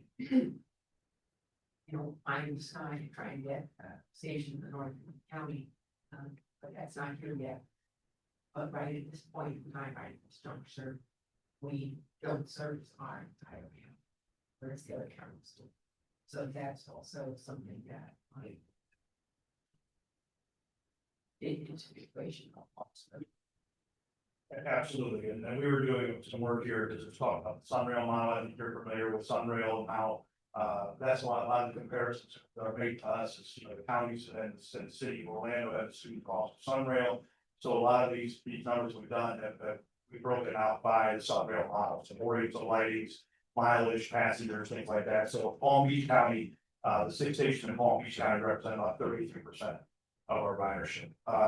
Miami-Dade County about 29%. And then Broward County 38%. So we can, I know I'm gonna attend a workshop, I think, we'll have all this information and be able to go through, slice and dice. So if we actually have, we're actually in the middle when it comes to ridership, the county only serves that county. Correct. And what happened, we actually have the hard. Thank you. Yes, ma'am. We do have a couple more cards here, Commissioner Woodward and Commissioner West, please. Thank you, Madam Chair, and just for everyone, who's here right now, I wanted to speak earlier because I knew some people would speak, but for everyone who's still here, it's important for us to understand, the nature of what's happened here, as far as South Florida as a region is concerned. There's been, we all know there's been a lot of talk about the position for Coastal League to make its way up. That is, I'm not gonna say dead in the water, but it's a life preserver right now. Miami-Dade has secured a significant amount of state federal dollars to match with their surcharges that they already have. To move forward, we were about to negotiations with them to have Tri-Rail do the operations through Bright Lines Agreement. It's very convoluted and I won't bog down into it, but that is pretty much, I'm gonna say somewhat common, and it's at least on pause at the moment. So any notion of us getting Coastal Link all the way up to here, it will be dead on the line if this goes forward. And it's a conversation that we've had with FDOT, I had earlier this year, Palm Beach County Days, we all sat in the room together and let it know that FDOT owns that section of rail. It's not where the CSX crossing is about to arrive in North County in a few weeks. But they own it, and this $42 million that is part of what we do believe they are statutorily required to pay is what keeps that line open for rail. Not just Tri-Rail, it's also for the freight line, it's also for Amtrak. And that is where we are in disagreement with the state on those contracts. Those contracts also, Mayor Marino, slipped off the board when I came onto the board. She was part of extending some of these contracts so that we could bundle it's 5 different contracts, I believe, that keeps the line in operation. FDOT pays us to do that. We get the contracts and it's to keep the line open. It's maintenance of way, it's the signalization, it's dispatch. Whether Tri-Rail stops tomorrow, the line still has to operate for freight and for Amtrak. And Amtrak is a federal rail, they have a lot of goal, they haven't come to the table yet to yell and scream, but they will if this goes away. And freight is a supply chain, we cannot shut down supply chain. So this is where the conversation, it's getting a little testy with this because we don't have it, we don't have the $30 million this year, we don't have it next year. We are getting squeezed in a lot of directions. Broward and Miami-Dade both have been inadvertently harmed from a few legislative decisions that were just made with their surtax. They're losing about $40 and $60 million next year unexpectedly because of changes with the business rental tax. How that affects their surtax. This is their transportation money. Ours, I think we're up to losing 8 to 10 million from our infrastructure because we're sunsetting at the end of this year. However, that being said, all of those things are happening at the same time where we're being asked to come up with all of this money. We don't own the stations, or we don't own the line. We don't have the right to even do advertising where we get to keep the money. We can't do concessions where we keep the money. So comparing us to Brightline is a really unfair comparison because we don't have the ability to do a lot of what Brightline does. And to be fair, Brightline is operating in quite a deficit right now as well, because fares, as high as they are, they're still not able to keep them afloat. So the model isn't gonna work, and what we're trying to do is just keep this thing open. And it would be nice if anyone has some sway with state legislatures, and we've had conversations with some of them. I do believe this was, I'm not gonna say a mistake, I think it was they were unaware of some of the consequences of what they were voting on. It was a 36-hour window of time where a lot of these changes happened. We were caught off guard, all of our lobbyist teams, I mean, nobody saw this coming until it was too late. And here we are, we're gonna have to dip hard to reserves this year to keep the line open. Just for Tri-Rail, but for supply chain and for Amtrak. So that, I just want to reiterate that this is rail that operates through our counties. And it's not just about moving people. And we are now being asked, the 3 counties are being asked to pay for all of this. And we don't own the line. FDOT owns the line. And this line has to be kept open. So I don't know where that leaves us. I know as far as Palm Beach County is concerned, you know, and you're right, we were in conversations to get this to go all the way up to Gardens and even up through, you know, to Jupiter perhaps. So that we cover our entire county. Imagine what it could be if we had the whole county. Again, rolling stock, and I know back, the reason I started this was the bundled contracts. We were putting out an RFP in August to bundle these contracts. We can no longer do that because now it is an appropriations, it's not, what is it, like a line item, we had a dedicated funding source from the state. So we could do a 5 to 7 year long contract, bundle all of these, save us a tremendous amount of money. Now we have to extend, do emergency extensions on all of these contracts that were planning to expire together in 27. That puts us in an even worse financial situation than we were before this happened. So it's a lot of dominoes that fell and crashed in a lot of different directions. And that's why I wanted to tell you, we are the transportation planning agency. He's making the rounds with the other 2 counties. We don't have a good solution with this. We need our state partners. And, you know, I don't want to harp on it, but we are a bit of a donor county. We're a donor area. The tri-counties, we send a lot of money towards Tallahassee. And to have this coming to us right now, I'm having a hard time swallowing it, because I don't believe it should be our responsibility to pick this up, especially not with the flip of the switch of what just happened. So, I'm off my soapbox. And following up, I did have a conversation with the Speaker of the House, who was, you know, I do feel confident that he feels legislative solution next year, but it doesn't change the timing of this window. Right, Commissioner Ryan. Thank you. A couple of things. My understanding, is that, so to get, to take Tri-Rail to Jupiter, though, we have to have a crossover, this crossover in West Palm Beach, put it on the FEC line. Is that accurate? The crossover exists, it needs to be brought up to a different standard, but the physical crossover, Northwood connection that connects, the former CSX line, that line that we went on with the Florida East Coast Railroad was a connection is there. It would need to be upgraded and positive train control and a lot of things, to do that, but the hard part of actually having the physical track connection doesn't exist. We don't have a contract for FEC, is anyone even No, we relationship with them on what it would cost to do that? Get on that rail. go ahead. We, okay. So there's a couple of moving parts as Dave mentioned, that crossover does exist. It hasn't been used, so when it does, it comes used, we need to be cut, the grass will need to be cut and upgraded and other things. But that crossover is already there. Our board and our vice chair, Mayor Moreno, participated on a subcommittee that we had in looking into how much would that even cost to have to run on the FEC, what would that easement be and all that a few years ago. And FEC wasn't really willing to engage in those conversations when there wasn't even money to operate the service. So once this county has funding or a dedicated commitment to runs more passenger rail service, then that would be a conversation with them. However, we are currently working with DOT. DOT is leading a study that'll be done in October to upgrade the costs on capital, on where would it need to be double tracked, where would the stations be, what was studied over 10 years ago.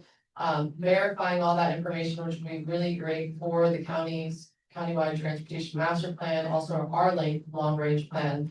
Although these hits that have happened with this legislative updates are devastating right now, our hope is that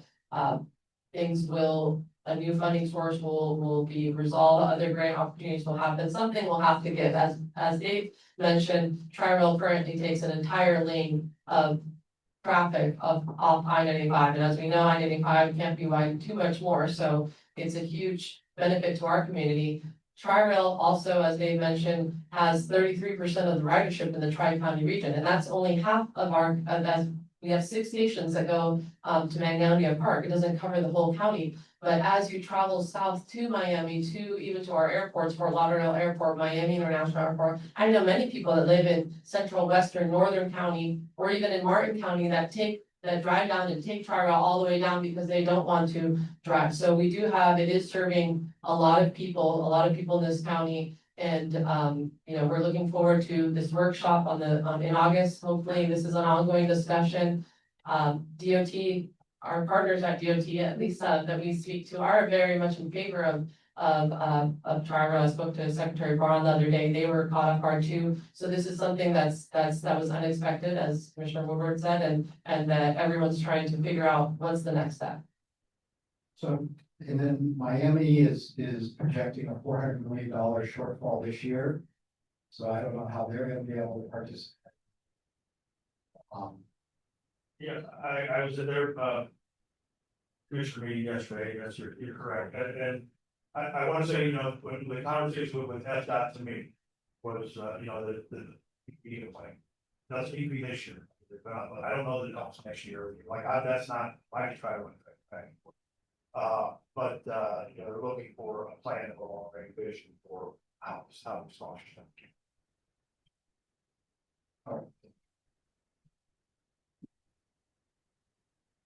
So glad you're here today. All right, Vice Mayor Baxter. Thank you, Chair. A couple of questions. To Commissioner Woodward's point, there are 2 other entities between Amtrak and then freight that goes on this rail, is that correct? That is correct. And who is that makes money off of the freight going down the rail? So the CSX has a contract with FDOT. If we reach a certain freight threshold, we see a little bit of incentive for running them more efficiently, but those contracts between Amtrak as well as CSX, those proceeds go to the city. And again, so if the freight stops, let's say funding isn't available, Miami having a $400 million shortfall, us say we're unwilling to take it out of reserves, and the Tri-Rail then stops, what happens? So if Tri-Rail stopped operating, again, there'd be about somewhere between a $46 and $49 million delta to keep the line open. That is, dispatching it, taking care of the crossings, all those things. If for some reason the state or anyone defaulted on that, we probably someone would find themselves at Surface Transportation Board answering in DC or interfering with interstate commerce and CSX common carrier obligation. And then, any fallout from Amtrak would be. It's just not option. I try to put my head around a position where the state would stop maintaining it. It allows CSX to not run. I can't see that happening, but they want to flirt. That makes sense. But again, I feel like this is becoming I don't know, another term other than like a game of chicken. I have used that phrase more than sorry, yes. So again, if we take on that burden, then that alleviates them, but if we decide, you know, we aren't the ones making money off of the freight, we're not the ones making any money, even off the tri-rail, it's highly subsidized.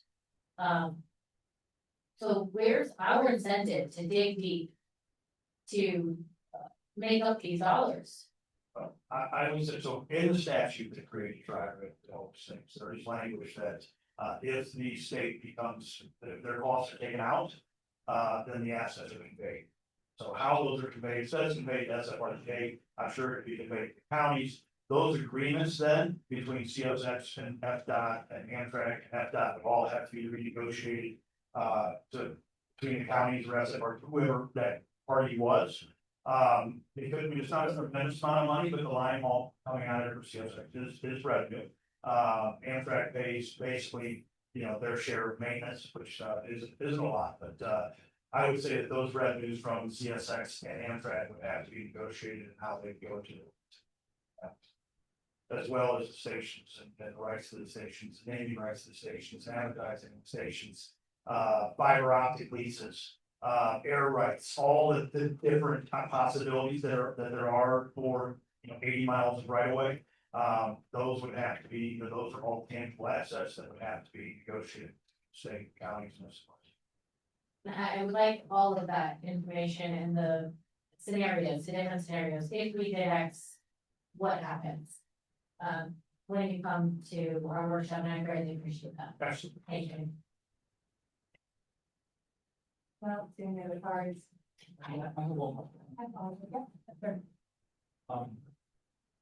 Just thinking about this, I'm not very familiar with this, but does Tri-Rail consider Brightline as a competitor? Or do we consider Brightline as a kind of partner in transportation, trying to move people without getting on the road? It depends on the day. We have our moments. You know, when I'll say, you know, I got to know Brightline long here south. When I was vice president of CSX, we watched all of work for bringing of Brightline. And then when I was in Austin, we keep an eye on it. And I do that as part. I never really felt that we were competing for the same customer.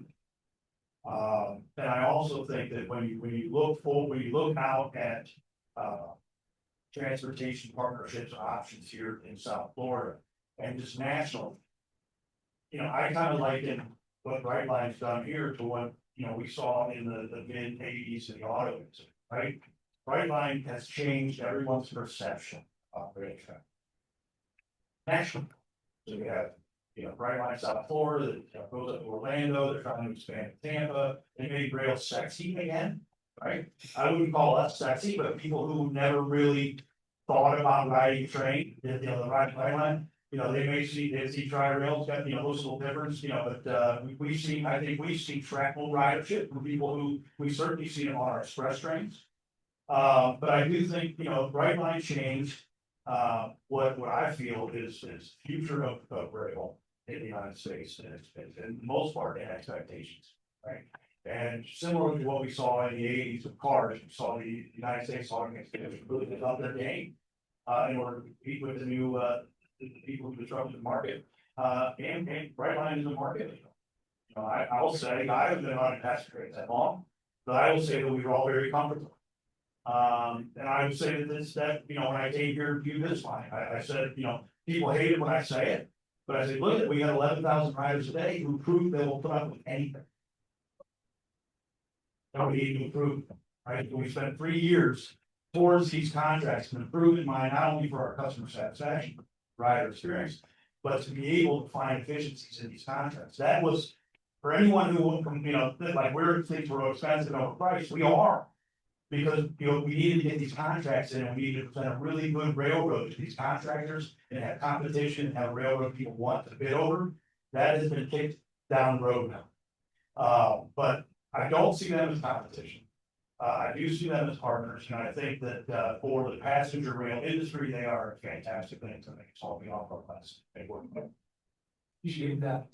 Just a kind of observation, because I know you know, they had some sign of commuter pass at a time, and then they took it off and put it back on, and now they're adding cars. And so I wonder if there's some kind of Tallahassee issues going on here that you know, in a certain respect, they don't want to be the only ones feeling pain.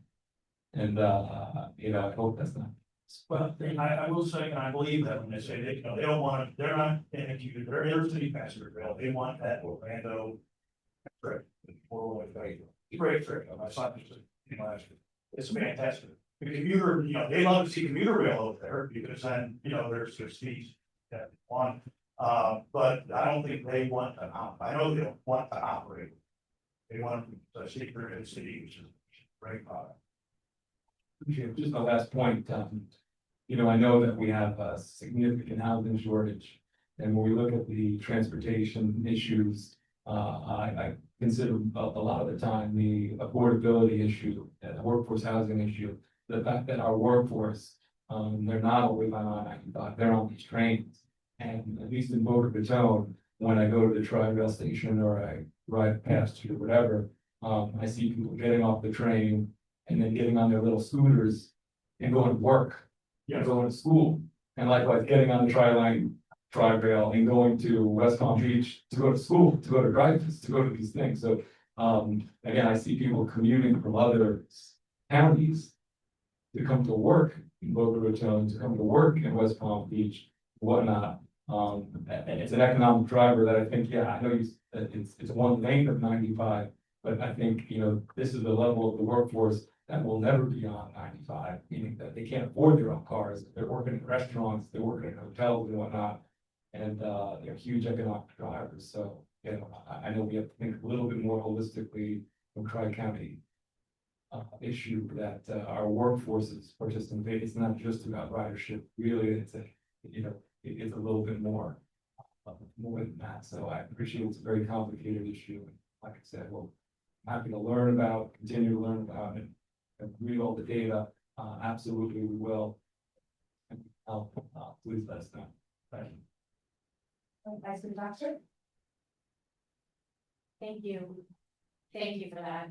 You actually gave me an idea. I think if we have to take a look at potentially, and forgive me, Tri-Rail is your area, not using Tri-Rail, how much money could we have in some sort of voucher program to let those people who take Tri-Rail potentially take Brightline? Instead, it is an option.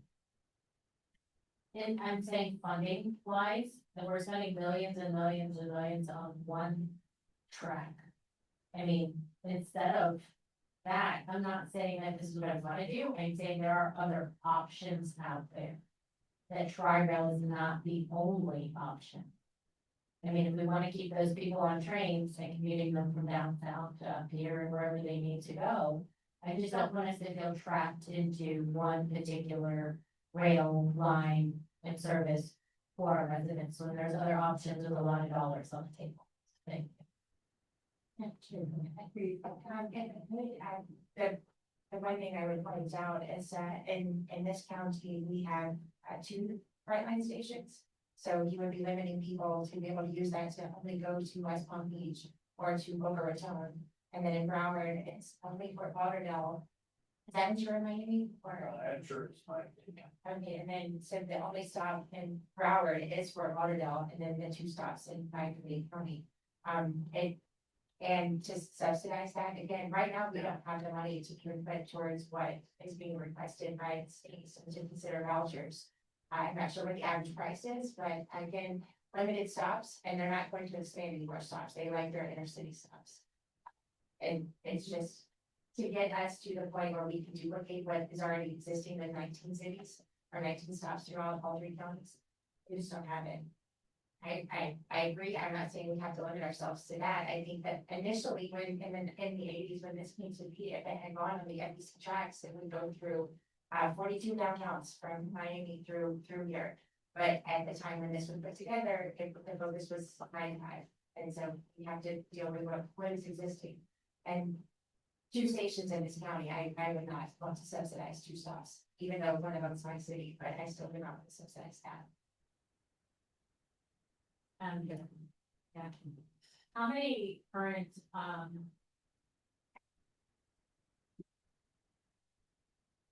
there's only 2 stops, right? If, how much money do we currently put towards Charlotte? We use it everybody or How many county? county is, $4.2 million. 4.2, so the additional 30 million, that's significant to keep this going. So I guess what I'm saying wasn't as far as subsidizing other dollars, I would say kind of taking the 4 million we're spending on Tri-Rail and doing that. I'm sure even Brightline would create or have the ability then perform finances with money to create more. But I do, thank you for pointing that out. I wasn't aware there's only 2 stations.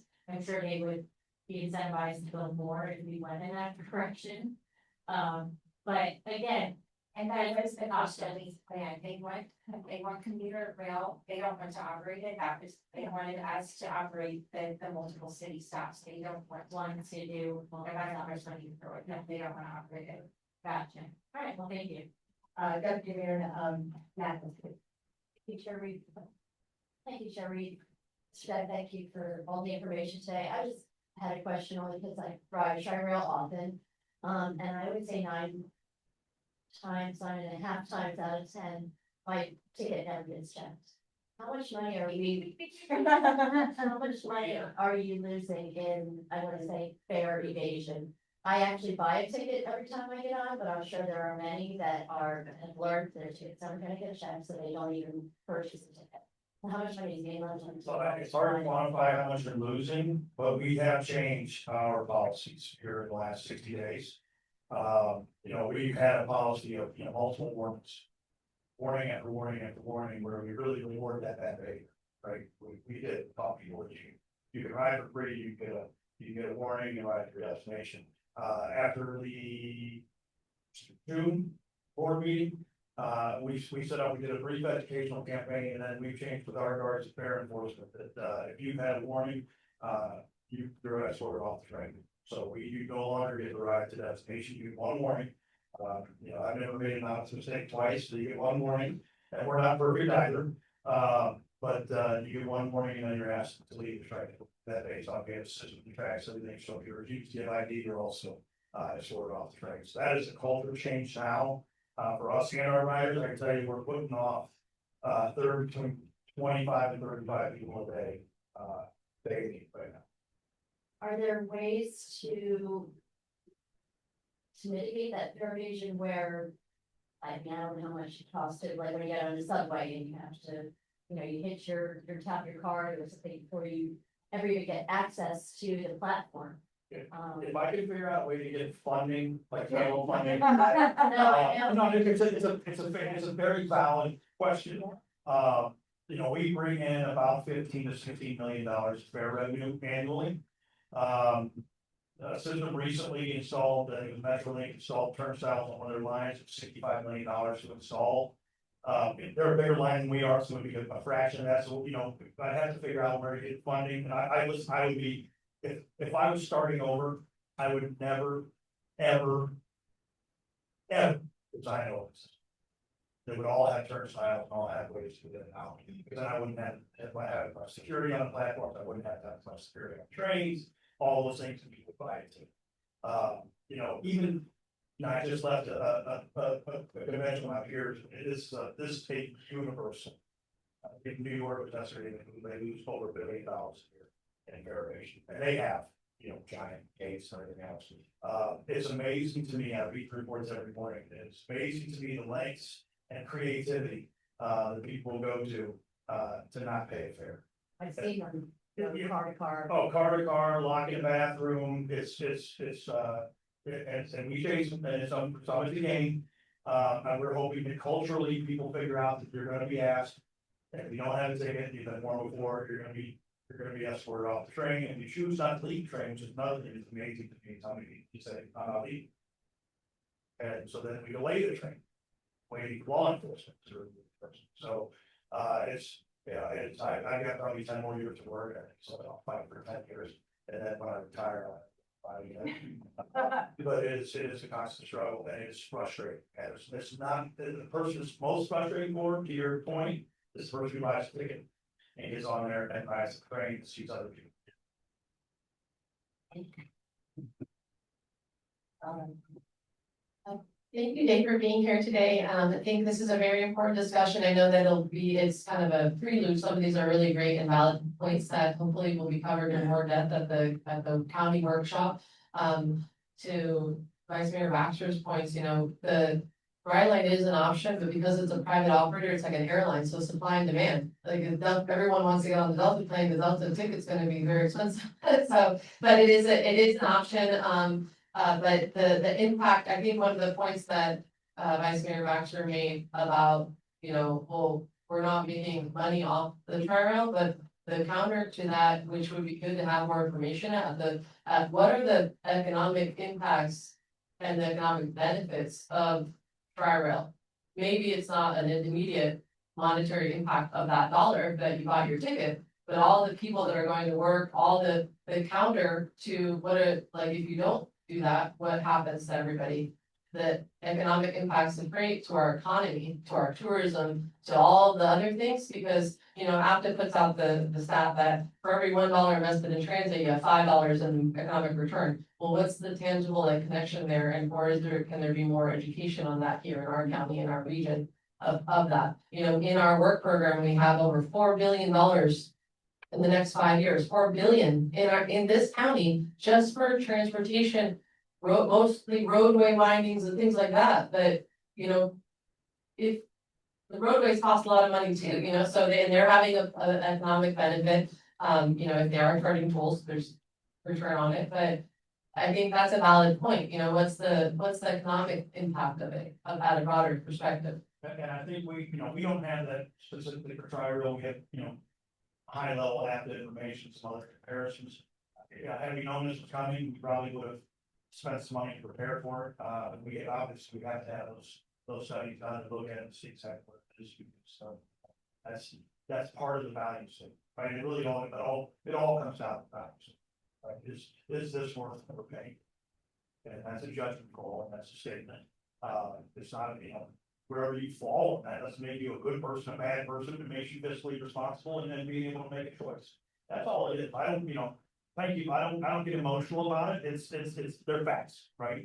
And it's a value thing. So what tri-rail brings to the table valuable to the sample, and we can try to get as much information. And at the end of the day, it's on people who have influence over dollars to fund tri-rail to make that decision. Thank you. Thank you. So much for being here. Do we have any other partners? Ivan? Good morning. Thank you, Madam Chair, each and everyone here. Can you all hear me? Ready to push the button? Yes. Yeah. Good morning, everyone. This is a great opportunity to come here before you, and thank you for your support of transportation as a whole for this county. I want to say there's a lot going on with Palm-Tran. We're continuously looking at our efficiency. Cost obviously is something that we're concerned with. Efficiency is something that's important to us. As such, we're looking at each and every one of our modes. We're looking at all of our routes, tweaking them, adjusting them to improve ridership and attract new customers. But with that, I just simply want to say that for those in each and one of your municipalities, we would love to come in, partner with your strategic planning departments, talk with them, strategize as we come to utilizing transit or even other strategies or anything related to transportation. I have worked at many transit systems, worked at Washington DC as the director of operations, came from Omaha, where I was the deputy executive director. I was also the director of transportation of Star Metro, and I've been around Hillsborough County, so I have a pretty good understanding how to talk with planners when it comes to transportation oriented development and that sort of thing. So we're willing to meet with your teams, talk with your teams and strategize. And if you get an accent Spanish or something, so comes out every once in a while. I said, we give everybody caution with that, but at least I speak both languages. But thank you so much for your support and for everything that you do in this board. Thank you. Thank you, sir. Thanks for coming today. Should have any questions? We don't have any cards on that. Thank you very much. All right, that does it for our partner agency updates. Just a few administrative items. Anything that you may have needed was in our packet. Couple of, as Valerie mentioned, during our executive report, lots of events. And otherwise, our next meeting is on September 18th. The ones after that are October 30th, November 17th, December 11th.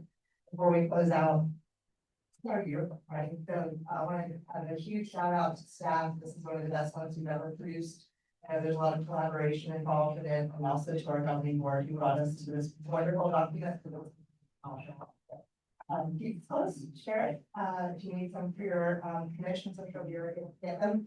And lastly, I want to thank our executive director and staff for making us comfortable today, despite, building issues, you had no control over, so I think it wasn't really bad, it would be fun.